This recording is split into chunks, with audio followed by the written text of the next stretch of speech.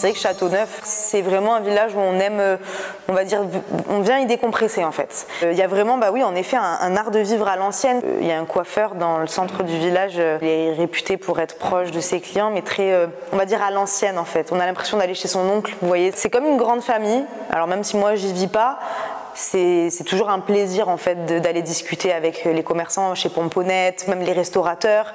Tout le monde est très proche, très bienveillant en tout cas. Les gens quand ils viennent ici, ce qu'ils cherchent avant tout, c'est vraiment le charme à la française en fait. Mais pas l'élégance à la française, mais vraiment l'authenticité à la française. Bonjour et bienvenue au musée du vin Brotte à Châteauneuf-du-Pape. Je suis Noémie, responsable no-tourisme à la maison Brotte et je suis ravie de vous accueillir parmi nous.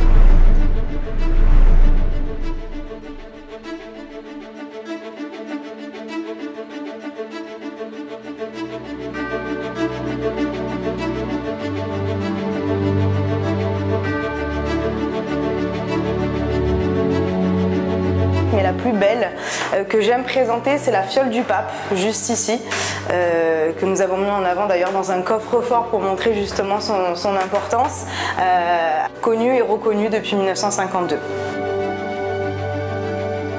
On est dans le domaine Barville. En fait, là, on est en immersion pour le coup dans le domaine.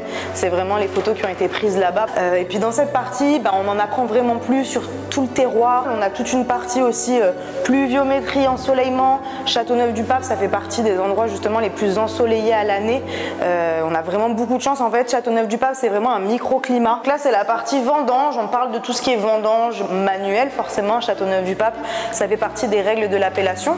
On est uniquement sur des vendanges manuelles. On essaie de mettre en avant tous les hommes et les femmes justement qui permettent d'avoir des beaux produits.